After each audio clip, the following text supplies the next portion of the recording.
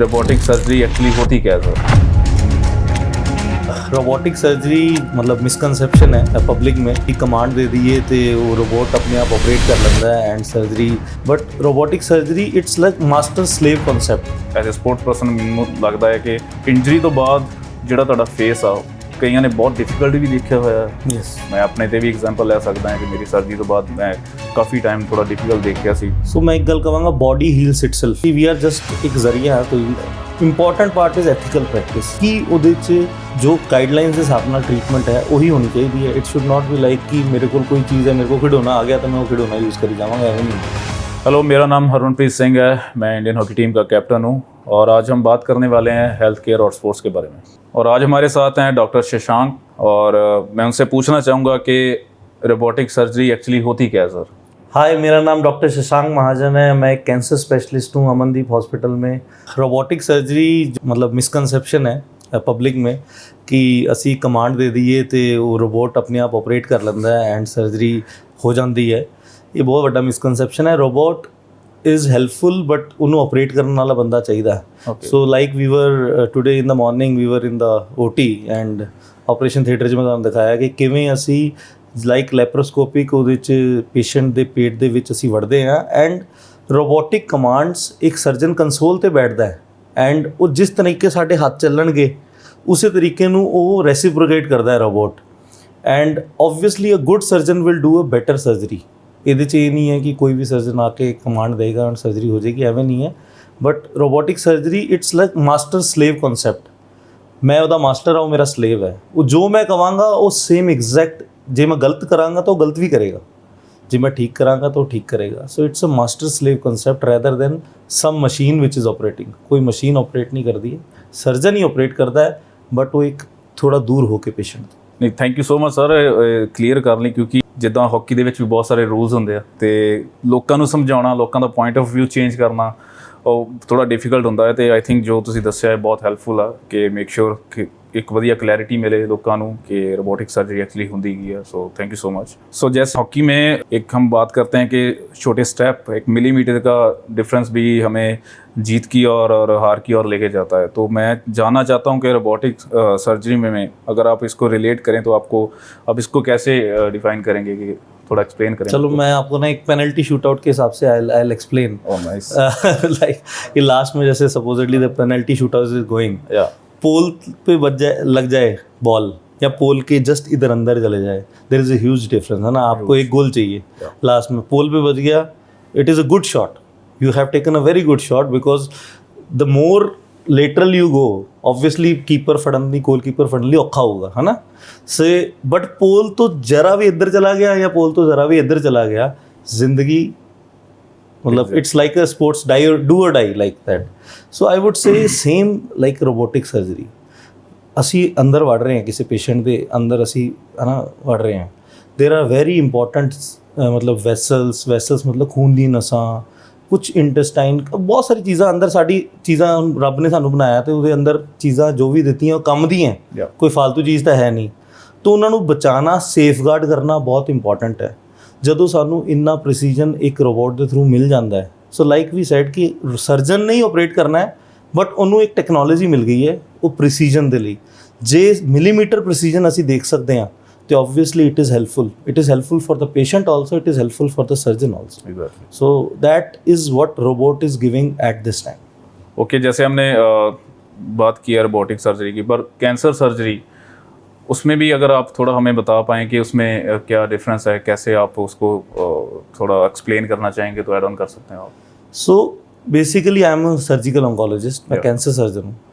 तो cancer surgery में sir ऐसा होता है कि सिर्फ एक ट्यूमर निकालना is not the right way to go had.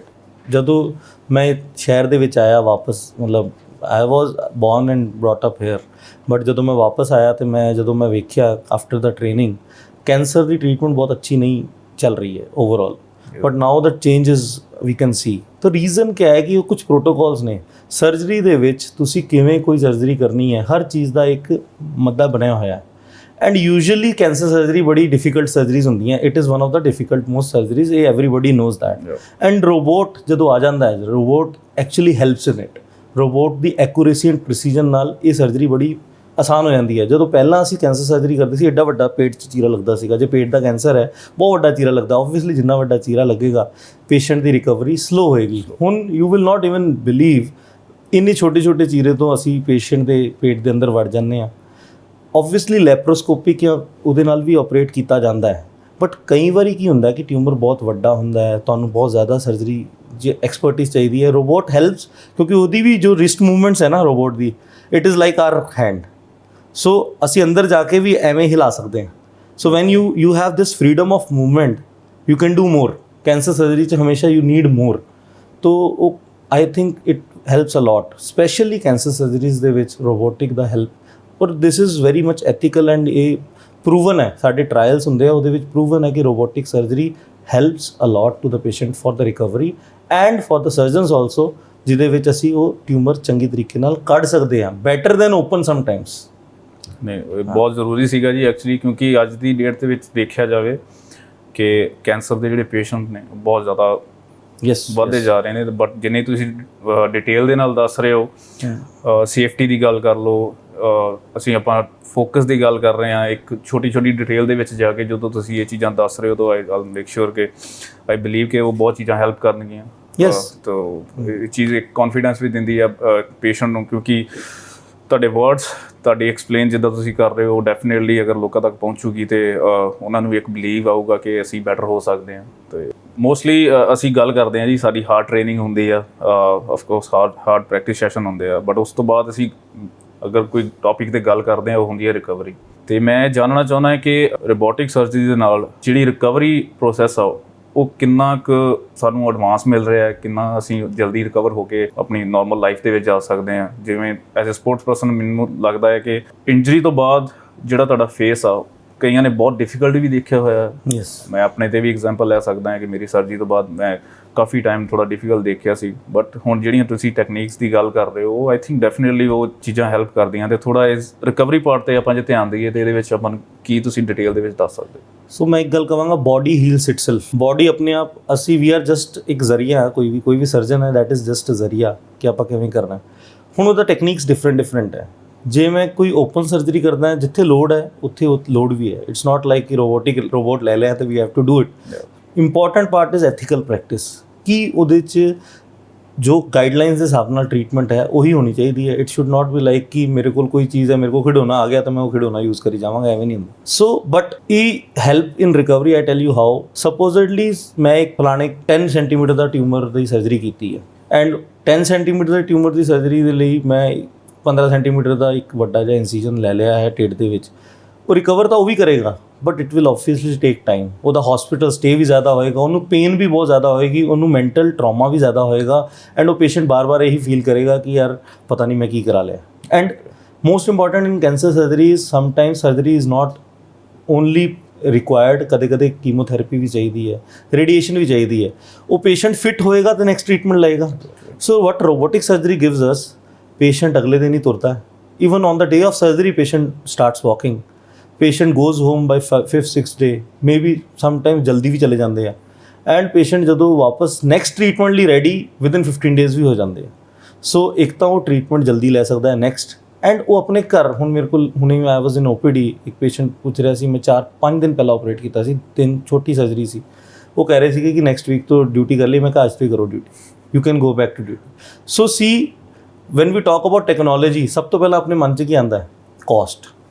ਤੁਸੀਂ ਵੀ ਜੇ ਹਾਕੀ ਕੁਛ ਹੈ ਨਾ, ਕੁਛ ਗੇਅਰਸ ਲੈਣੀ ਹੈ, ਤੁਸੀਂ ਪਹਿਲਾਂ ਦੇਖੋਗੇ ਯਾਰ ਇਹ ਮਤਲਬ ਵਧੀਆ ਗੇਅਰਸ ਲਓਗੇ, obviously it will be costly, right? But it will definitely help you, you will perform better. Same with robotics also, cost, one time cost is more, I understand that, but it is not that much, because ਅਸੀਂ ਹੁਣ ਅੰਮ੍ਰਿਤਸਰ ਸ਼ਹਿਰ ਦੇ ਵਿੱਚ ਹਾਂ, ਅਸੀਂ 2 tyre city 'ਚ ਹਾਂ, and make in India robot ਹੈ ਸਾਡੇ ਕੋਲ, ਠੀਕ ਹੈ ਨਾ। So we have the capacity to reduce the price, ਉਹ ਅਸੀਂ ਕਰ ਚੁੱਕੇ ਹਾਂ, ਅਤੇ we are giving what metro cities are offering, we are doing it at half the price, and same thing. So price reduce ਹੋ ਗਿਆ, but overall price ਦੀ ਗੱਲ ਕਰੀਏ, ਉਹ ਬੰਦਾ ਜੇ ਸਪੋਜ਼ਡਲੀ ਮੈਂ ਕੰਮ ਕਰਨ ਵਾਲਾ ਬੰਦਾ, ਜਾਂ ਮੈਂ ਦੁਕਾਨ ਹੈ ਮੇਰੀ, ਮੈਂ 10 ਦਿਨ ਬਾਅਦ ਮੈਂ ਦੁਕਾਨ 'ਤੇ ਬੈਠ ਗਿਆ, ਮੇਰਾ ਜਿਹੜਾ ਲਾਸ ਹੈ ਉਹ 10 ਦਿਨ ਦਾ ਹੈ। ਜੇ ਮੈਂ ਕੁਛ ਓਪਨ ਸਰਜਰੀ ਕਰਾਈ ਹੈ, ਸ਼ਾਇਦ ਮੈਨੂੰ ਮਹੀਨਾ ਲੱਗ ਜਾਏ, ਮੇਰਾ ਲਾਸ ਮਹੀਨੇ ਦਾ ਹੈ, ਅਤੇ ਸ਼ਾਇਦ ਮੈਂ ਥੋੜ੍ਹੇ ਪੈਸੇ ਵੱਧ ਦੇ ਕੇ ਪਰ ਜਲਦੀ ਟਾਈਮਲੀ ਮੈਂ ਰਿਕਵਰ ਹੋ ਕੇ ਆਪਣੀ ਡਿਊਟੀਜ਼ ਤੇ ਚਲਾ ਗਿਆ ਤੇ I am still again earning, ਤੇ ਓਵਰਆਲ ਕਾਸਟ ਹਮੇਸ਼ਾ ਘਟ ਜਾਂਦੀ ਹੈ। ਇਹ ਆਪਾਂ ਕਦੇ ਵੀ ਇਸ ਚੀਜ਼ ਨੂੰ ਨਹੀਂ ਸੋਚਦੇ, ਅਸੀਂ ਸੋਚਦੇ ਹਾਂ ਕਿ ਇੱਕ ਟਾਈਮ ਤੇ ਬਹੁਤ ਹੈ, ਔਰ it is not like double the cost, it is just little, because ਇੱਦਾਂ ਵੱਡਾ ਐਕਸਪੈਂਸਿਵ ਸਬਜੈਕਟ ਹੈ, ਇੰਨਾ ਵੱਡੀ ਮਸ਼ੀਨਰੀ ਹੈ, similar like your gears, right. ਤੋ ਗੇਅਰਸ ਜੇ ਵਧੀਆ ਹੋਣਗੀਆਂ ਤਾਂ ਤੁਸੀਂ ਪਰਫਾਰਮ ਬੈਟਰ ਤੱਕ ਕਰੋਗੇ, ਇਹਦੇ 'ਚ ਕੋਈ ਡਾਊਟ ਨਹੀਂ। But it is definitely faster recovery, earlier to work, that is most important. So like ਅਸੀਂ ਰਿਕਵਰੀ ਬਾਰੇ ਗੱਲ ਕਰ ਰਹੇ ਹਾਂ, ਤਾਂ ਜਦੋਂ ਛੋਟੇ ਚੀਰੇ ਹੋਣਗੇ, ਸਮਾਲ ਇਨਸੀਜਨ, ਬਲੱਡ ਲਾਸ ਵੀ ਘੱਟ ਹੁੰਦਾ ਬਿਕੋਜ਼ ਸਾਨੂੰ ਵੱਡਾ ਵੱਡਾ ਦਿਖਦਾ ਅੰਦਰ, ਐਂਡ ਓਬਵੀਅਸਲੀ ਛੋਟਾ ਛੋਟਾ ਵੀ ਵੈਸਲਸ ਅਸੀਂ ਬਚਾ ਲੈਂਦੇ ਹਾਂ, ਸੋ ਬਲੱਡ ਲਾਸ ਘੱਟ ਹੋਏਗਾ, ਬਲੱਡ ਲੱਗੇਗਾ ਵੀ ਘੱਟ, ਪੇਸ਼ੈਂਟ ਅਰਲੀ ਹਸਪੀਟਲ ਸਟੇ ਵੀ ਘੱਟ ਰਹੇਗਾ, ਪੇਸ਼ੈਂਟ ਅਰਲੀ ਟੂ ਵਰਕ ਵੀ ਰਹੇਗਾ। So this is the benefit of robotic surgery ਵਿਚ is I think it's a huge boon. ਇਹ ਬਹੁਤ ਵਧੀਆ, ਮਤਲਬ ਕਿ ਇਟਸ ਵਰਦਾਨ ਆਈ ਵੁੱਡ ਸੇ ਕਿ for us at Amritsar we are offering that, so I think that's good. जैसे हम आज टेक्नोलॉजी की बात कर रहे हैं, अगर मैं कंपेयर करूं हॉकी के साथ, हमने जितनी ज़्यादा हमें इस बार टेक्नोलॉजी मिल रही है उससे हमें बहुत ज़्यादा बेनिफिट हो रहा है। अगर गेम रीडिंग की बात करें और उसको उस पे ऊपर वर्क करना, उसको ट्रेनिंग करना, उस टेक्नोलॉजी पर भी हमने ट्रेनिंग की है कि कौन सी टेक्नोलॉजी है और कितना टाइम लेती है और उससे क्या हमें बेनिफिट होते हैं। तो अगर हम इसकी बात करें तो आप प्लीज़ मेरे को बताएं कि क्या हेल्प होता है टेक्नोलॉजी और ट्रेनिंग। या ऑफ कोर्स कोई भी नई टेक्नोलॉजी आती है तो उसके बारे में पहले तो बहुत ज़बरदस्त रिसर्च होती है, फिर जब रिसर्च होती है उसके बारे में मतलब कोलैबोरेशन होती है, सिर्फ सर्जन्स नहीं, पूरी एक टीम की कोलैबोरेशन होती है। फिर ये जो ट्रेनिंग पार्ट है ना, ये कोई ऐसा नहीं है कि आज मैंने सीख लिया कल मैं कर दूंगा। It looks like a video game but it takes a lot. So ਜਦੋਂ मैं ਤੁਹਾਨੂੰ एक एग्जांपल देना, मैं जो ट्रेनिंग पीरियड से सीखा भी, आपने भी अखबार में पढ़ा होगा डॉक्टर्स की ट्रेनिंग में 48 घंटे नहीं सोते, 72 घंटे नहीं सोते, and that is actually true. ਅਸੀਂ ਰਾਤ ਨੂੰ ਪੂਰਾ ਕੰਮ ਕਰਕੇ 5 ਵਜੇ ਫ੍ਰੀ ਹੁੰਦੇ ਸੀ, ਨਹਾ ਧੋ ਕੇ 6 ਵਜੇ ਰਾਊਂਡਸ 'ਤੇ ਸ਼ੁਰੂ ਹੋ ਜਾਂਦੇ ਸੀ। ਸੋ ਅਗਲਾ ਦਿਨ ਫਿਰ ਸ਼ੁਰੂ ਹੋ ਗਿਆ, ਫਿਰ ਸ਼ਾਇਦ ਅਗਲੀ ਰਾਤ ਨੂੰ ਨੀਂਦ ਮਿਲ ਜਾਵੇ ਨਹੀਂ ਮਿਲ ਜਾਵੇ, ਉਹ this is how we are trained.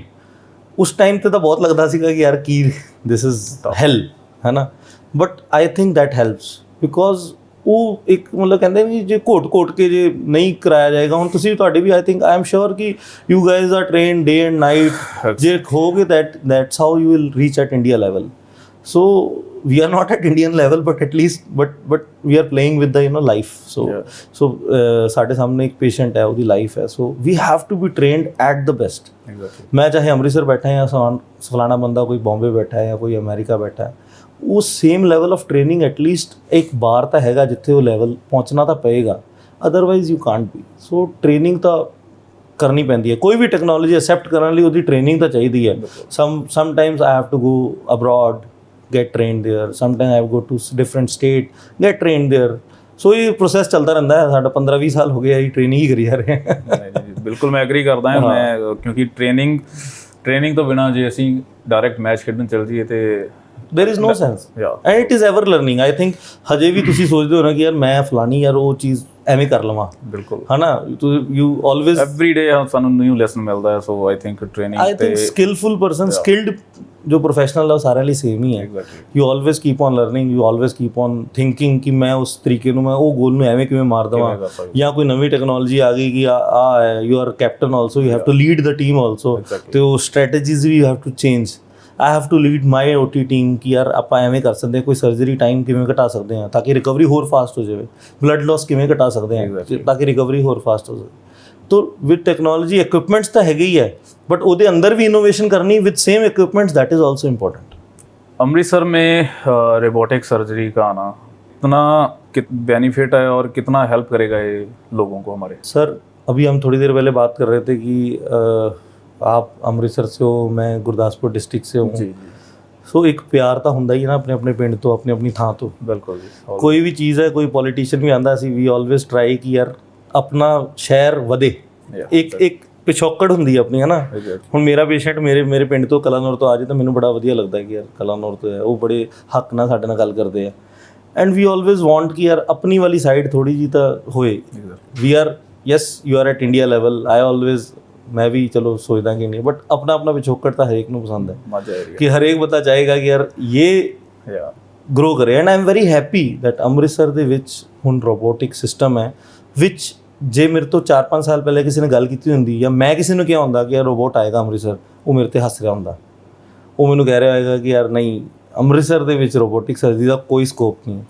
I frankly tell you, ਜਦੋਂ ਮੈਂ ਟਾਟਾ ਬੰਬੇ ਤੋਂ ਆਈ ਵਾਸ ਟ੍ਰੇਨਡ ਐਂਡ ਮੈਂ ਜਦੋਂ ਵਾਪਸ ਇਸ ਸ਼ਹਿਰ 'ਚ ਆਇਆ ਸੀ, ਮੈਨੂੰ ਤੇ ਬਹੁਤ ਲੋਕਾਂ ਨੇ ਕਿਹਾ ਕਿ ਤੂੰ ਗਲਤ ਜਗ੍ਹਾ ਆ ਗਿਆ, ਅੰਮ੍ਰਿਤਸਰ 'ਚ ਕੋਈ ਸਕੋਪ ਨਹੀਂ ਹੈ ਕੈਂਸਰ ਸਰਜਰੀ ਦਾ, ਕੋਈ ਸਕੋਪ ਨਹੀਂ ਹੈ ਇੱਥੇ, ਤੈਨੂੰ ਕੋਈ ਸਪੋਰਟ ਨਹੀਂ ਮਿਲੇਗੀ, you will fail. A lot of my senior said you will fail, ਸਿੱਧਾ ਹੀ ਮੂੰਹ 'ਤੇ। ਇਸ ਤੋਂ ਚੰਗਾ ਚੰਡੀਗੜ੍ਹ ਚੱਲ ਜਾ, ਘੱਟੋ ਘੱਟ ਦਿੱਲੀ ਤਾਂ ਚੱਲ ਜਾ, ਉੱਥੇ ਤੇਰਾ ਕੰਮ ਬਣ ਜਾਏਗਾ। ਸੋ ਬਟ ਉਹ ਕਹਿੰਦੇ ਕਿ ਇੱਕ ਜਨੂਨ ਹੁੰਦਾ ਹੈ ਯਾਰ ਨਹੀਂ, ਅਸੀਂ ਕਰਨਾ ਹੈ ਤਾਂ ਕਰਨਾ ਹੈ, ਦੇਖੀ ਜਾਏਗੀ। ਡੈਫੀਨੇਟਲੀ ਬਹੁਤ ਡਿਫਿਕਲਟ ਹੈ, ਛੋਟੇ ਸ਼ਹਿਰ ਦੇ ਵਿੱਚ ਅਵੇਲੇਬਿਲਿਟੀ ਹੋਣਾ ਬਹੁਤ ਡਿਫਿਕਲਟ ਹੈ ਕੋਈ ਚੀਜ਼ਾਂ ਦੀ। ਜਦੋਂ ਤੁਸੀਂ ਦੇਖਦੇ ਹੋ, ਤੁਸੀਂ ਦਿੱਲੀ ਜਾਂਦੇ ਹੋ, ਹੋਟਲਸ ਵਾਂਗੂ ਤਾਂ ਬਣੇ ਹੋਏ ਹਸਪੀਟਲ ਹੈ ਨਾ, ਯੂ ਵਿਲ ਫੀਲ ਕਿ ਯਾਰ ਅਵੇਲੇਬਿਲਿਟੀ ਤਾਂ ਹਰ ਚੀਜ਼ ਦੀ ਹੈ ਨਾ, ਫॉर 1-to-1 ਨਰਸਿਸ ਨੇ, ਇਹ ਹੈ ਉਹ ਹੈ, ਇਕਵਿਪਮੈਂਟਸ ਹੈ। But now I feel last 3 years I have seen the change for good. ਹੁਣ ਅਮਨਦੀਪ ਹਸਪੀਟਲ ਨੂੰ ਹੀ ਲੈ ਲਓ ਕਿ ਮੈਂ ਜਦੋਂ ਇੱਥੇ ਆਇਆ ਸੀਗਾ ਕਿ ਇਹ ਡਿਪਾਰਟਮੈਂਟ ਹੀ ਨਹੀਂ ਸੀਗਾ ਕੈਂਸਰ ਦਾ। I have started the department and now we have robot which is a huge thing. Robot for cancer surgery, it's a huge thing and it's huge achievement and I am very happy कि मेरे शहर ਦੇ ਵਿੱਚ ਇਹ ਸਭ ਹੋ ਰਿਹਾ ਹੈ and we are giving same kind of treatment like metro cities. So I think life ਦੇ ਵਿੱਚ ਐਜ਼ ਅ ਐਕਸਪੀਰੀਅੰਸ ਮੈਂ ਆਪਣੀ ਲਾਈਫ ਤੱਕ ਥੋੜਾ ਰਿਲੇਟ ਕਰਨਾ ਚਾਹੂੰਗਾ ਕਿ ਕਦੇ ਜਿੱਥੋਂ ਕੁਝ ਉਮੀਦ ਨਹੀਂ ਹੁੰਦੀ ਤੇ ਉੱਥੋਂ ਅਸੀਂ ਇਸੇ ਸ਼ਹਿਰ ਦੇ ਹਾਂ, ਅੰਮ੍ਰਿਤਸਰ ਦੇ ਹਾਂ, ਮਾਝੇ ਦੀ ਧਰਤੀ ਤੇ ਅਸੀਂ ਇੱਥੋਂ ਉੱਠ ਕੇ ਇੰਡੀਆ ਨੂੰ ਰਿਪਰੈਜ਼ੈਂਟ ਕਰ ਰਹੇ ਹਾਂ। ਤੇ ਜੇ ਅਸੀਂ ਵੀ ਇੱਦਾਂ ਸੋਚਦੇ ਕਿ ਇੱਥੇ ਕੁਝ ਨਹੀਂ ਹੋਣਾ, ਇੱਥੋਂ ਕੋਈ ਪਲੇਅਰ ਨਹੀਂ ਨਿਕਲ ਸਕਦਾ, ਕਿਆ ਇਤਿਹਾਸਿਕ ਹੈ ਨਾ ਆਪਣੀ ਧਰਤੀ ਹੈ ਜੀ ਮਾਝੇ ਦੀ, ਤੇ ਆਈ ਥਿੰਕ ਚੀਜ਼ ਦਾ ਸਟਾਰਟ ਹੋਣਾ ਬਹੁਤ ਇੰਪੋਰਟੈਂਟ ਆ। ਬਿਲਕੁਲ ਸਰ, ਇੱਕ ਸਟਾਰਟ ਤੁਹਾਨੂੰ ਇੱਕ ਵਧੀਆ ਪੁਸ਼ ਮਿਲਦਾ ਹੈ ਤੇ ਡੈਫੀਨੇਟਲੀ ਉਹ ਬਹੁਤ ਜਣਿਆਂ ਦੀ ਹੈਲਪ ਕਰ ਦਿੰਦਾ ਹੈ। ਤੇ same I think thanks to Amandeep hospital ਕਿ ਇੰਨਾ ਵੱਡਾ ਇਨੀਸ਼ੀਏਟਿਵ ਲੈ ਰਹੇ ਆ ਔਰ ਡੈਫੀਨੇਟਲੀ ਆਈ ਬਿਲੀਵ ਕਿ ਬਹੁਤ ਲੋਕਾਂ ਦੀ ਹੈਲਪ ਹੋਣ ਵਾਲੀ ਹੈ।